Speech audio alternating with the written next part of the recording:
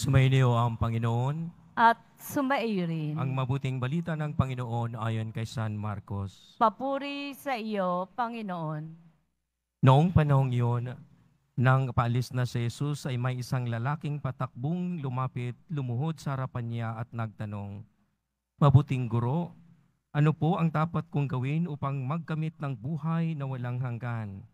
Sumagot si Jesus, "Bakit mo ako tinatawag na mabuti? Walang mabuti kundi ang Diyos. Alam mo ang mga utos. Huwag kang papatay, huwag kang mangalunya, huwag kang magnanakaw, huwag kang magsisinungaling sa iyong pagsaksi, huwag kang magdadaya, igalang mo ang iyong ama at ina." "Guro," sabi ng lalaki, "ang lahat po ng iyay tinutupad ko na mula pa sa aking pagkabata." Magilis siyang tinitigan ni Jesus at sinabi sa kanya, "Isang bagay pa ang kulang sa iyo. Humayo ka at ipagbili mo ang iyong ari-arian at ipimigay sa mga dukha ang pinagbilhan at magkaroon ka ng kayamanan sa langit. Pagkatapos bumalik ka at sumunod sa akin." Namanglaw ang lalaki nang marinig ito at malungkot na umalis sapagkat siya'y napakayaman. Tiningnan ni Jesus sa mga nasa paligid niya at sinabi sa kanyang mga alagad, "Napakahirap mapabilang ang mayayaman sa mga pinagharian ng Diyos." Nagtaka ang mga alagad sa pananalitang ito. Muling sinabi ni Jesus, "Mga anak, talagang napakahirap mapabilang sa mga pinagharian ng Diyos. Madali pang makaraan ang kamilyo sa butas ng karayom kaysa sa pasakop sa paghahari ng Diyos ang isang mayaman." Lalong nagtaka ang mga alagad, kaya't sila'y nagtanungan kung gayoy sino ang maliligtas. Tinitigan sila ni Jesus at sinabi sa kanila, "Hindi ito magagawa ng tao, ngunit hindi ito mahirap sa Diyos. Magagawa ng Diyos ang lahat ng bagay." Ang mabuting balita ng Panginoon. Pinupuri ka namin, Panginoong Heso Kristo. Magsiupo muna po ang lahat. Narinig na po natin marahil makailang beses ang kwento ito ng makipagtagpo ang isang mayaman at ng ating Panginoon si Kristo. Lumuhod sa Kanya at nagtanong kung ano ang dapat niyang gawin na maangkin ang buhay na walang hanggan. Hindi natin lubos na malaman siguro ang buong kalooban ng taong mayaman na ito. Marahil ang kanyang pagtingin ng buhay na walang hanggan ay kung anong kanyang naranasan sa kanyang yaman.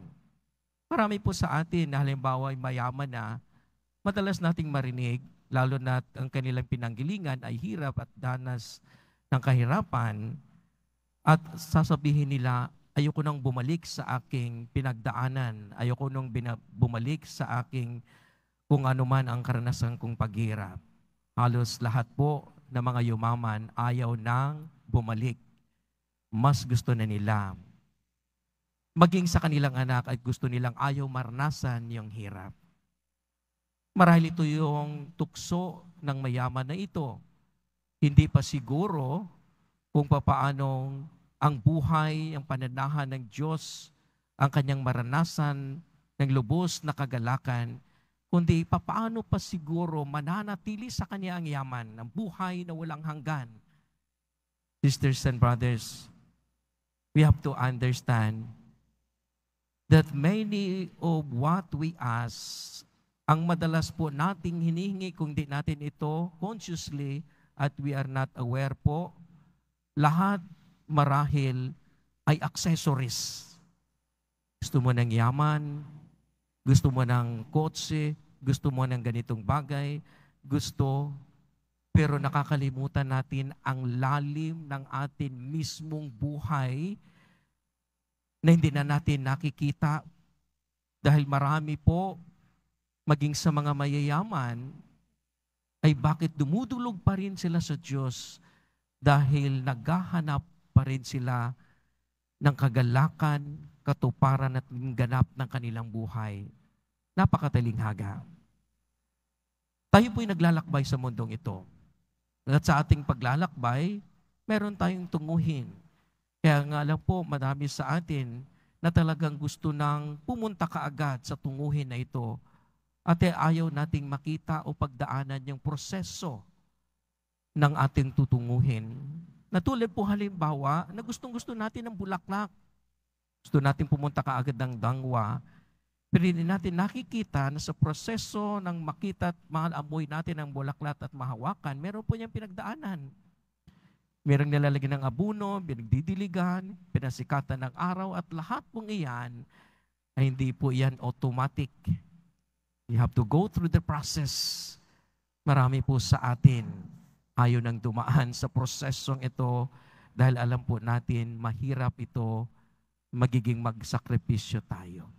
Kung kaya't gusto kaagad ang ma-overtake na maabuting natin ang dulo nito. Madalas po nating tukso sa ating buhay. Siya po ay dumulog sa ating Panginoon sa Kristo at tinanong, di nyo ba po napapansin na minsan sa ating pagtatanong, alam din po natin yung ating isasagot. Pero ayaw nating itong gawin dahil we are being possessed of what we are having our own possession. Tayo po ay nakagapos sa ating posisyon. Posisyon man ito ng kapangyarihan, pag ikaw ay nakahawak na, marami nang ayaw kumalas. Yaman man ito, tulad ng aking nabanggit, ayaw nang kumalas, kailangang mananatili ito. Kung anumang bagay. Many times, we continue to ask, parang hindi pa rin ako masaya, parang meron pa ako.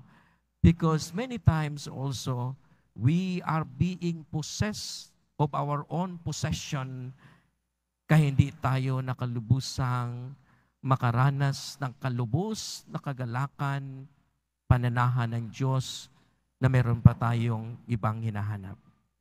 Tulad nga po ng minsang sinabi ni San Agustin, na ito din po ay sinasabi din ni San Antonio, that our hearts is restless until we rest in God.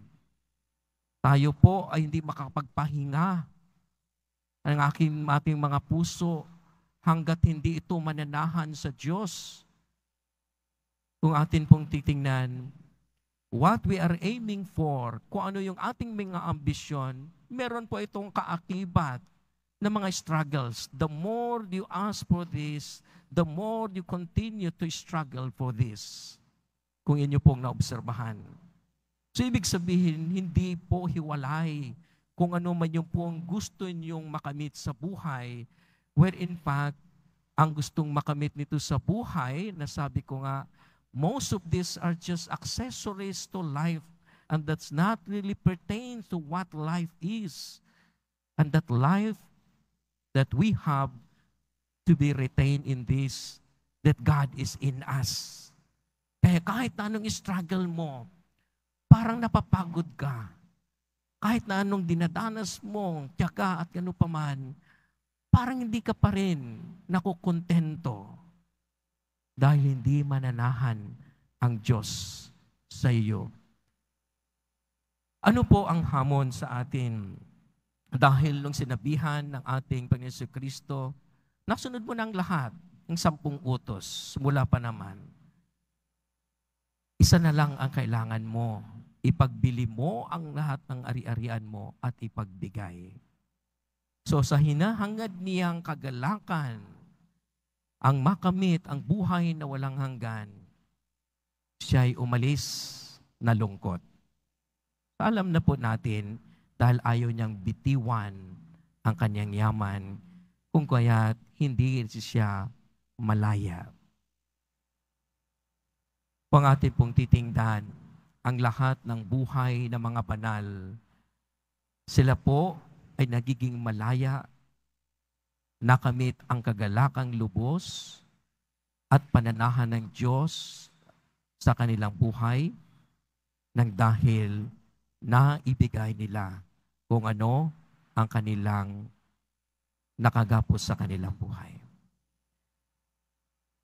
Iba-iba po tayo ng pangangailangan. Iba-iba po ang ating dinudulog. Kaya't iba-iba din po ang hamon sa atin ng ating Panginoong Kristo. Ang sa atin lamang po ay magiging bukas, ang magiging totoo kung ano talaga ang magbibigay sa iyo ng lubos na kagalakan at pananahan ng Diyos sa buhay, at doon magsisimula na tanggalin kung ano mang nakagapos na hindi ka naging malaya sa pagsunod mo sa ating Panginoong Kristo. At doon natin ganap na makita ang ating sarili na totoo nga na sumunod tayo sa ating Panginoon.